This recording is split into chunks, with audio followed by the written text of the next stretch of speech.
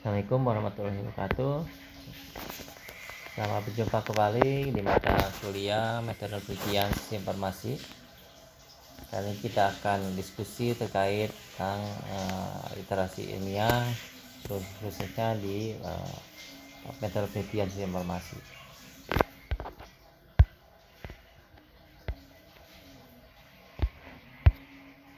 Adapun untuk kontrak perkuliahan ini ada 20% tugas, ITS 30, UAS 50.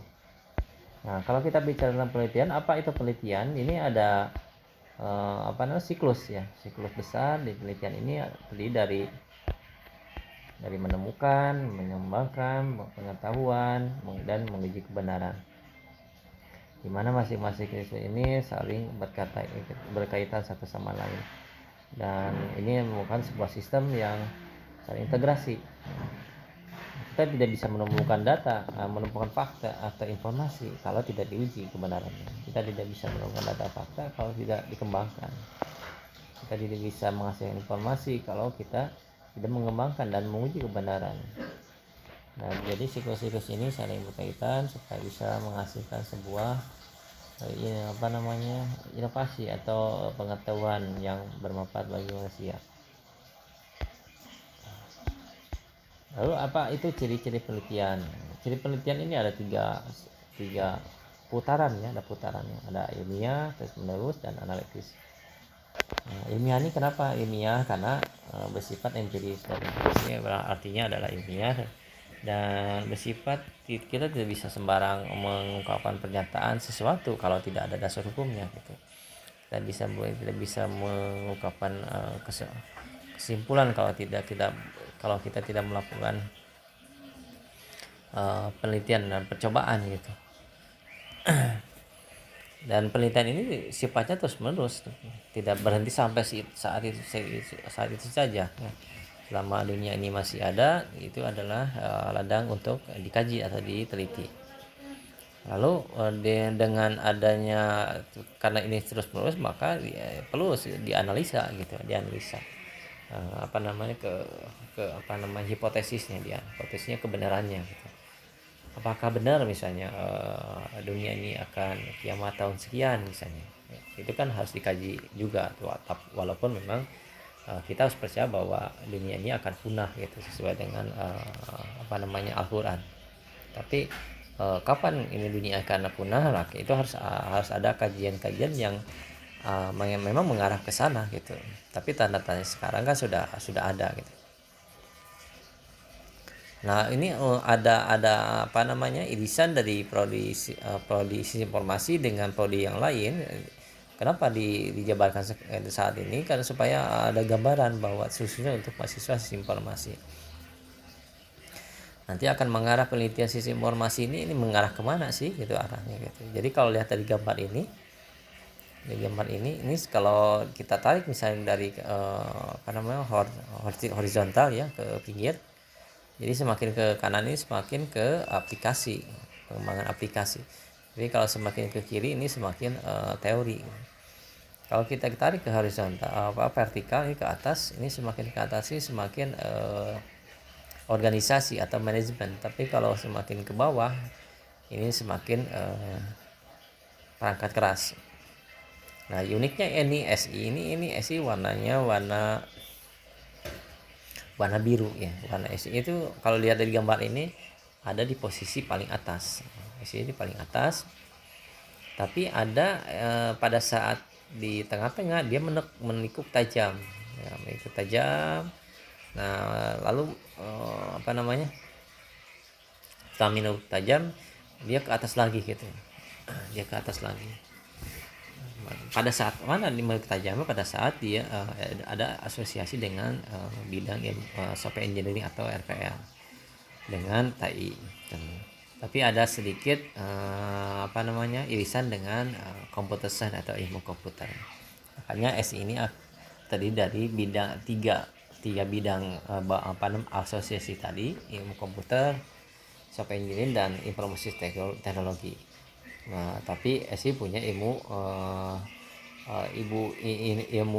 aslinya, yaitu ilmu informasi sistem dan organisasi.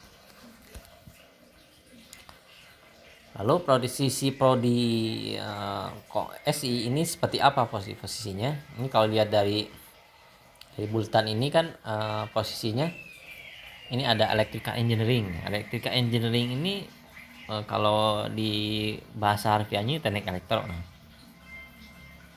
Dia prodi ini bermain-main di antena, radar, ya, smartphone gitu ya, hubungannya dengan komunikasi gitu. Ya, televisi, radio dan sebagainya. Tapi kalau apa namanya, ya, asosiasi yang lainnya ini ada di bidang komputer engineering atau hardware.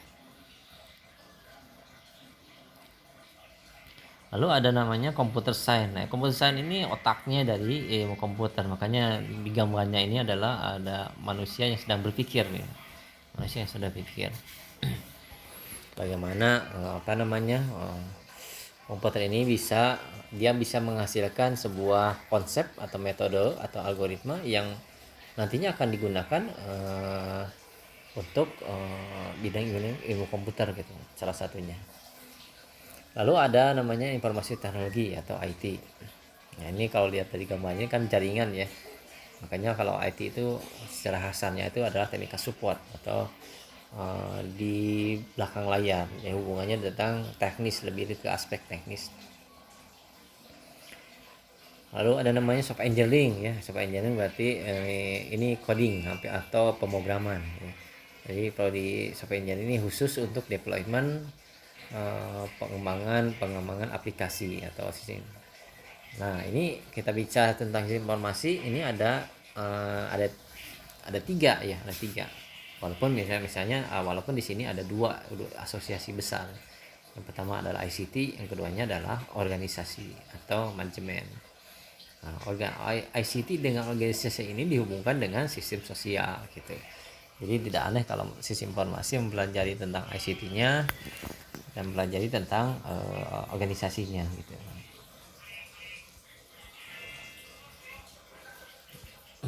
Nah, berbagai penelitian di bidang sistem informasi ada beberapa macam. Ini ada beberapa macam. Pertama adalah eksperimen riset, design science, case study, survey riset, dan ground theory. Ini penelitian-penelitian yang sifatnya ada di permukaan lautan ya, permukaan lautan. Tapi yang paling dasar ini eksperimen riset ya, penelitian yang eksperimen uji coba. Tapi dia tidak uji cobanya tidak, kalau lihat di gambar ini dia tidak menyelam ke lautan langsung, dia hanya mencoba data-data yang ada oleh dia diteliti dan dikaji. Lalu ada design science. Kalau lihat dari gambarnya ada seorang nelayan yang akan menyeberang lautan gitu, desain science. Tapi dia tidak menyelam, dia hanya desain aja, membuat sebuah konsep. Oh, tadi untuk menyelam itu seperti ini, tapi dia tidak melakukan penyelaman itu. Makanya dia di sini gambarnya akan berlayar gitu. Untuk menyelam ini dia butuh sebuah perahu untuk berselancar di lautan tadi. Nah, tapi untuk yang selanjutnya adalah case study atau studi kasus. Nah, ini udah mulai nih, dia mulai menggunakan baju ini baju untuk detektif ya, detektif meneliti. Saya mau benar lautan itu benar warna biru nggak, benar asin nggak sih, itu ada apa aja gitu ya. Jadi dia tidak penelitiannya langsung ke studi kasus ya, langsung ke observasi, ke tujuan atau ke tempatnya, tempat objek penelitian langsung. Nah, dia penasaran nih, datang langsung ke orangnya, tanya ini, nah itu, cari data ini, cari data itu dan sebagainya. Lalu ada survei riset atau survei ya, atau datang langsung ke lapangan. Kalau saya pengen menangkap ikan ini, gimana caranya nih, mengapa apa? Nah, jadi langsung dia terjun ke laut menggunakan perahu dan langsung dia menyebarkan jalannya. Oh, ternyata dapat ikan ini gitu. Jadi ya untuk nanti hasilnya akan dia evaluasi lagi. Oh, untuk mendapat ikan ini harus jalannya seperti apa atau tekniknya seperti apa. Lalu untuk grounding theory ini seperti kalau lihat dari gambarnya ada nelayan yang mempunyai bola lampu ya, bolanya bola lampu. Jadi dia selain menggunakan teknik-teknik yang tadi tes studi dan sebagainya dikombinasikan, ternyata dia punya cara yang tercepat atau cara yang terhebat menurut yang dia punya gitu ya, untuk mendapatkan ikan tadi. Lalu kita lihat untuk teknik penelitian yang lainnya, ini ada yang etnologi, ada yang action research ya. Kalau yang action research langsung dia pengen tahu ikan pesut itu kayak gimana, dia langsung berenang saja ke lautan gitu. Ternyata ikan pesut itu warnanya ini dia sifatnya gini ya, dia tulis dan sebagainya. Action research artinya orangnya penasaran banget gitu, makanya langsung terjun aja action research, langsung terjun menyelam ke dalam. Lalu ada etnologi. Etnologi dia teliti dia ke dasar laut itu seperti apa, jadi penelitian lebih dalam kayak gini dari etnologi. Nah, lalu perbedaan antar penelitian strata yang bawa S1, S2, S3. Kalau yang S1 ini sifatnya untuk tujuannya hanya menguji teori saja. Kontribusinya implementasi, deployment, pengembangan. Target publikasi hanya seminar nasional.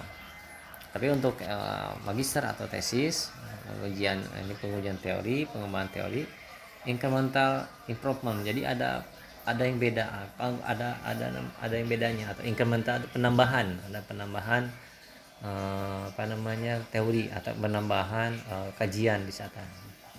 Beda dengan yang sarjana tadi. Kalau sarjana hanya menggunakan, kalau ini bukan hanya menggunakan tapi ada penambahan sedikit untuk teori-teori atau teknik-teknik yang akan digunakan.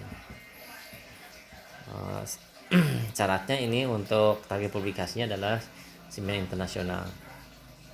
Tapi untuk S3 lebih dalam lagi ya. Ini selain ditambah dengan mengembangkan teori, harus ada pengembangan teorinya karena harus dalam sekali penelitiannya. Lalu ada penemuan teori baru atau inovasi. Jadi S3 ini dikhususkan untuk menemukan inovasi atau novelty-nya mana sih kalau penelitian tadi. Lalu substansinya dan inovasi, targetnya ada 2, ini ada internasional conference atau seminar internasional dan jurnal internasional. Terima kasih. Mungkin itu saja sharing kali ini terkait tentang metode penelitian. Kurang lebihnya mohon maaf. Wassalamualaikum warahmatullahi wabarakatuh.